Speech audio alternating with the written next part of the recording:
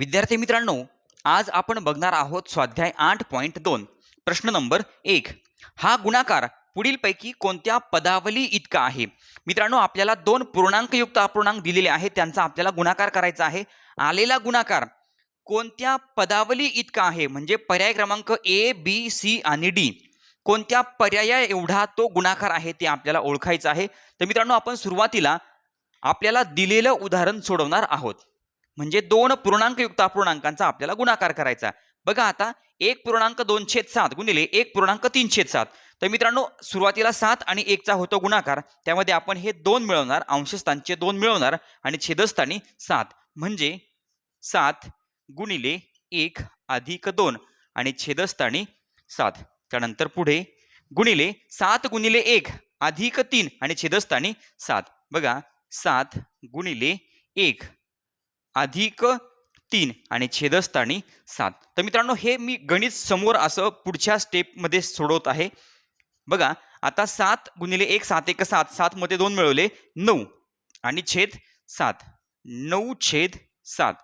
त्यानंतर गुणिले 7 1 7. 7 मध्ये 3 मिळवले 7 आणि 3 10. 10 छेद 7. 10 छेद 7. अपूर्णांकांचा गुणाकार करताना छेद सारखा असण्याची आवश्यकता नाहीये. अंशाचा गुणाकार अंशस्थानी आणि छेदाचा गुणाकार छेदस्थानी. मग आता 9 आहे 90 आणि 7 7 49. तर मित्रांनो, आपल्याला जे गणित दिलेलं होतं त्याचं उत्तर आलं 90/49. आता बघूया कोणत्या पर्यायाचं उत्तर तेवढं येतंय. बघा आता 1 गुणिले 2 म्हणजे बे 1 बे. 2 ला पुन्हा मित्रांनो 1 ने गुणलं म्हणजे बे 1 बे म्हणजे अंशस्थानी 2 आणि छेदस्थानी मित्रांनो आहे 2/77. मग मित्रांनो 2/77 आपलं उत्तर आलंय का? आपलं उत्तर आले 90/49. म्हणून पर्याय क्रमांक 1 चुकीचा. आता आपण पर्याय क्रमांक बी कडे जातोय. 7 अधिक 2. 7 आणि 2 9. त्यानंतर मित्रांनो गुणिले 7 अधिक 3. 7 आणि 3 किती झाले? तर 10 आणि छेदस्थानी 7 गुणिले 7. 7 गुणिले 7. तर मित्रांनो बघा 10 9 90 आणि 7 7 49. तर मित्रांनो, आपलं उदाहरण सोडवल्यानंतर जेवढं उत्तर आलं तेवढंच उत्तर पर्याय क्रमांक 2 मधील पदावली सोडवल्यानंतर आलं. म्हणजे पहिल्या प्रश्नाचं उत्तर आहे पर्याय क्रमांक बी. मित्रांनो, पहिल्या प्रश्नाचं उत्तर आहे पर्याय क्रमांक बी. प्रश्न नंबर 2 चे सरळ रूप द्या. मित्रांनो, या उदाहरणामध्ये आपल्याला सरळ रूप द्यायचं आहे. 2 कंस दिलेले आहेत. दोनही कंसामध्ये मित्रांनो आपल्याला वेगवेगळ्या क्रिया दिलेल्या आहेत. पहिल्या कंसामध्ये बेरीज आणि वजाबाकी आहे, दुसऱ्या कंसामध्ये आहे वजाबाकी. आणि हे 2 कंस सोडवल्यानंतर मित्रांनो त्या दोनही कंसाचं आलेलं उत्तर त्यांचा आपल्याला गुणाकार करायचा आहे. तर सुरुवातीला आपण पहिला कंस सोडवणार. मित्रांनो, पहिल्या कंसामध्ये काय आहे? 3/5 अधिक 1/5 वजा 2/5. बघा सुरुवातीला 2 अपूर्णांकांची बेरीज करायची आहे आणि त्यानंतर जे उत्तर येईल त्यामधून पुन्हा 2/5 हा अपूर्णांक वजा करायचा आहे. तर मित्रांनो, या तीनही अपूर्णांकांचा छेद सारखा आहे. मग अपूर्णांकांचा छेद जर सारखा असेल तर मित्रांनो अंशाची बेरीज होते किंवा अंशाची वजाबाकी होते आणि छेदस्थानी मित्रांनो एकदाच लिहायचा. म्हणजे मित्रांनो पूर्ण कंस. आता पहिला कंस मित्रांनो पहिल्या स्टेपमध्ये मी पूर्ण हा पहिला कंस सोडवतोय. पहिल्या स्टेपमध्ये पूर्ण हा पहिला कंस सोडवतोय. मित्रांनो बघा कसा सोडवणार. 3 अधिक 1 वजा 2 आणि छेदस्थानी 5. मित्रांनो छेद सारखा आहे. तीनही अपूर्णांकांचा छेद सारखा आहे म्हणून छेद एकदा लिहिला. त्यानंतर 3 अधिक 1 वजा 2. मित्रांनो 3 आणि 1 झाले 4. 4 मधून 2 गेले, खाली राहिले 2. बघा 3 आणि 1 4. 4 वजा 2 आणि छेदस्थानी 5. तर मित्रांनो 4 मधून 2 गेले 2. 2/5. पहिल्या स्टेपमध्ये मित्रांनो हा पूर्ण कंस सोडवल्यानंतर आपलं उत्तर आलं 2/5. त्यानंतर आता हा दुसरा कंस सोडवायचा आहे.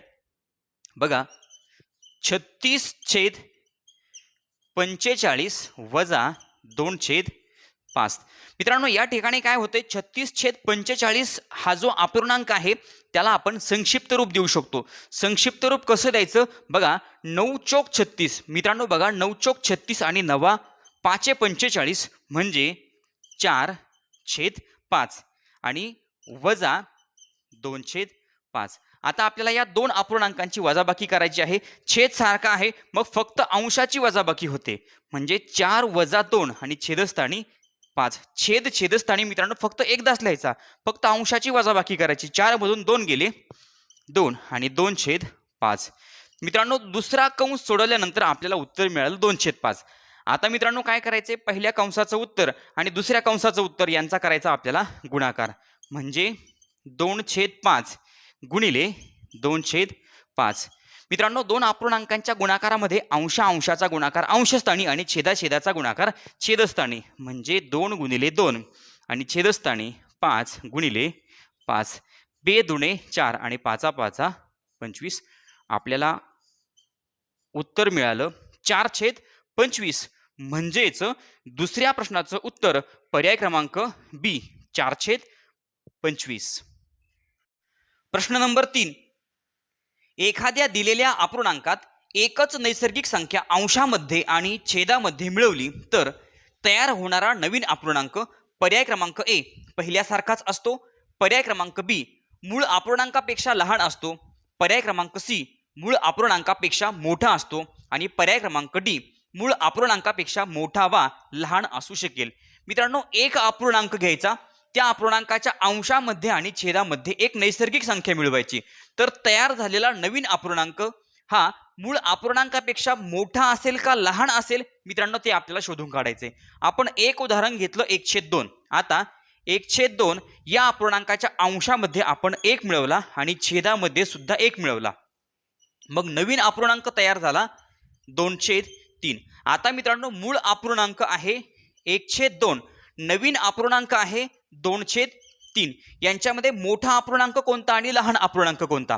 3 × 1 = 3, 2 दुणे 4. तर मित्रांनो 4 मोठे आहेत म्हणजे 3/2 हा अपूर्णांक आहे मित्रांनो मोठा, म्हणजे नवीन अपूर्णांक. मित्रांनो नवीन अपूर्णांक, नवीन तयार झालेला अपूर्णांक आपल्याला मोठा मिळाला. आता आपण दुसरं उदाहरण घेतलं 3/2. मग बघा 3/2 या अपूर्णांकाच्या अंशामध्ये 1 मिळवला आणि छेदामध्ये सुद्धा 1 मिळवला.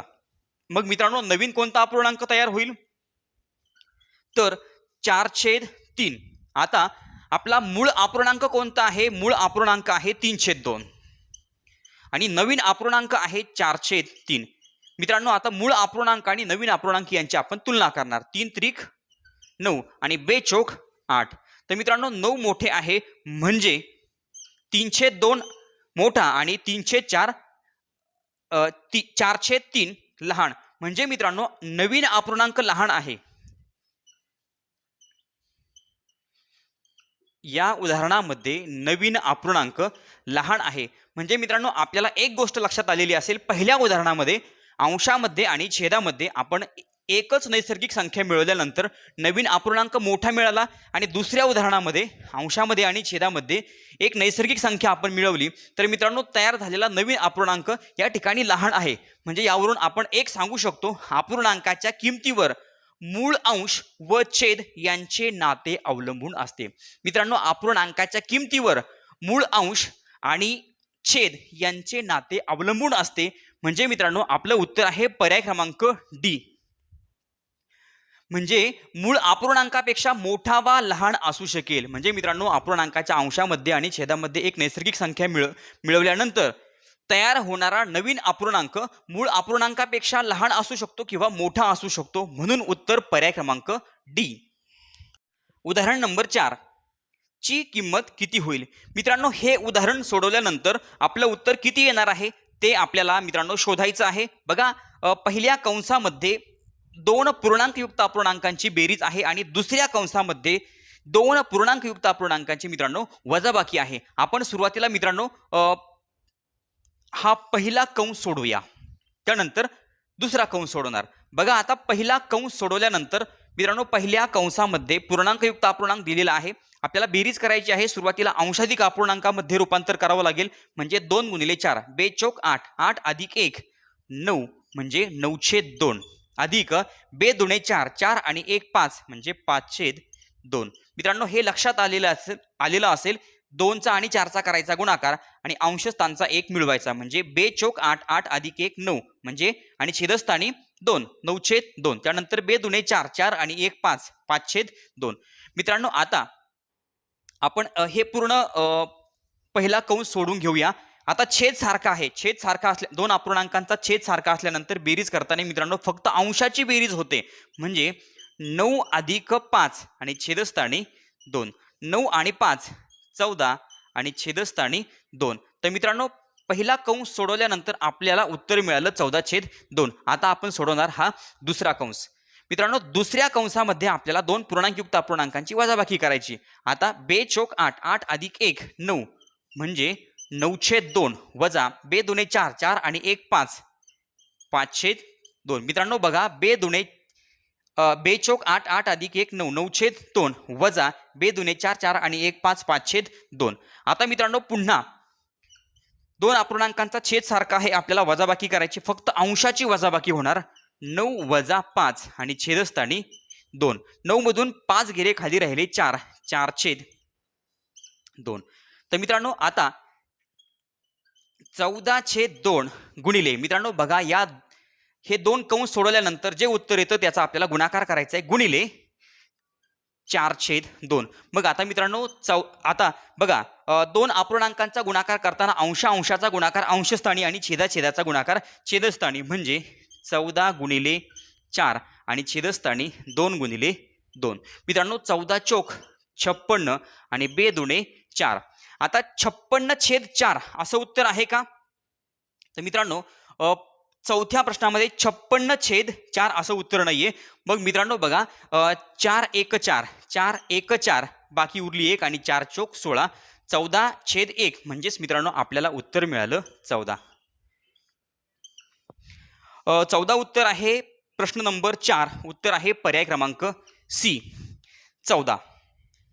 प्रश्न नंबर 5 चे सोपे रूप आहे. मित्रांनो हे उदाहरण आपल्याला सोडवायचंय. बघा पहिल्या कंसामध्ये मित्रांनो आपल्याला बेरीज करायची आहे, दुसऱ्या कंसामध्ये सुद्धा आपल्याला बेरीज करायची आहे. मग आता पहिल्या कंसामध्ये मित्रांनो अंश सारखा आहे आणि छेद सुद्धा सारखा आहे. दुसऱ्या कंसामध्ये सुद्धा मित्रांनो अंश सारखा आणि छेद सारखा. पण आता एक गोष्ट आपण लक्षात ठेवायची, हे आहेत मित्रांनो समच्छेद अपूर्णांक. छेद सारखा आहे, समच्छेद अपूर्णांकांची आपल्याला करायची बेरीज म्हणजे मित्रांनो 4 अधिक 4 आणि छेदस्थानी 3 म्हणजे समच्छेद अपूर्णांकामध्ये अंशाची बेरीज होते आणि छेदस्थानी एकदाच लिहायचा गुणिले 1 अधिक 1 आणि छेदस्थानी 3. तर मित्रांनो 4 आणि 4 8 8/3 गुणिले 1 आणि 1 2 2/3. आता मित्रांनो काय करायचंय आपल्याला, या दोन अपूर्णांकांचा करायचा गुणाकार. 8 दुणे अंशाचा गुणाकार अंशस्थानी आणि छेदाचा गुणाकार छेदस्थानी. 8 गुणिले 2 8 दुणे 16 आणि 3 त्रिक 9. मित्रांनो आपल्याला उत्तर मिळालं 16/9 म्हणजे पाचव्या प्रश्नाचं उत्तर आहे पर्याय क्रमांक सी 16/9. उदाहरण नंबर 6 या पदावलीची किंमत आहे. मित्रांनो ही पदावली आपल्याला सोडवायची आहे. पदावली सोडवण्याचा नियम आहे कंचे भागुबेव. आपल्याला सुरुवातीला मित्रांनो गोल कंस सोडवायचा, त्यानंतर चौकटी कंस सोडवायचा. गोल कंसामध्ये मित्रांनो दोन अपूर्णांकांचा गुणाकार करायचा आहे. दोन अपूर्णांकांचा गुणाकार करताना मित्रांनो अंशाचा गुणाकार अंशस्थानी आणि छेदाचा गुणाकार छेदस्थानी म्हणजे 1 गुणिले 3 आणि 2 गुणिले 2. मित्रांनो बघा 3 1 3 आणि बे दुणे 4. आपल्याला कंसाचं उत्तर मिळालं 3/4. आता मित्रांनो आपल्याला अधिक 1. आता मित्रांनो हा जो 1 आहे तो या ठिकाणी अंशस्थानी लिहिणार आणि मित्रांनो छेदस्थानी 1 म्हणजे आता मित्रांनो दोन अपूर्णांक झाले. मग दोन अपूर्णांकांची आपल्याला बेरीज करायला सोपं जातं. मित्रांनो हा जो सिंगल 1 आहे त्याला आपण छेदस्थानी 1 लिहितो, ते आपल्याला समजण्यासाठी, किंवा हा जो सिंगल 1 असतो त्याच्या छेदस्थानी नेहमी 1 असतो. आणि मित्रांनो आता आपण या दोन अपूर्णांकांची करणार आहोत बेरीज. आता छेद सारखा नाहीये, मग मित्रांनो आपल्याला तिरकस गुणाकार करावा लागेल. 1 गुणिले 3 3 अधिक 4 गुणिले 1 4 आणि छेदस्थानी 4 गुणिले 1. बघा मित्रांनो 4 आणि 3 7 आणि 4 1 4. तर मित्रांनो आपल्याला उत्तर मिळालं 7/4. पण 7/4 उत्तर कुठंच नाहीये मित्रांनो, आपल्याला करावा लागेल भागाकार. 7/4 किंवा 7/4 4 1 4, 7 मधून 4 गेले, बाकी उरली 3. तर मित्रांनो 1 आहे पूर्ण संख्या म्हणजे 1. 3 आहे मित्रांनो बाकी, म्हणजे ती आपण अंशस्थानी घेणार आणि छेदस्थानी आपला भाजक. म्हणजे आपल्याला उत्तर मिळालं 1.3/4. म्हणजे 6व्या प्रश्नाचं उत्तर पर्याय क्रमांक डी 1.3/4. प्रश्न नंबर 7. दोन संख्यांची बेरीज 15/6 आहे. जर एक संख्या 7/6 असेल तर दुसरी संख्या कोणती? मित्रांनो दोन संख्यांची बेरीज आहे 15/6. त्यातली एक संख्या दिलेली आहे आपल्याला 7/6. तर दुसरी संख्या कोणती? मित्रांनो सोपं आहे, आपण या ठिकाणी करणार वजाबाकी. 15/6 वजा 7/6. बघा मित्रांनो दोन संख्यांची बेरीज आहे 15/6. त्यातली एक संख्या आहे 7/6. तर दुसरी संख्या कोणती?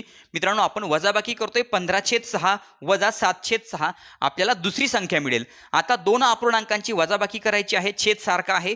मग समछेद अपूर्णांकांची वजाबाकी करताना मित्रांनो अंशाची वजाबाकी होते आणि छेद छेदस्थानी एकदाच लिहायचा. म्हणजे 15 वजा 7 आणि छेदस्थानी 6. 15तनं 7 गेले, खाली राहिले 8. 8/6.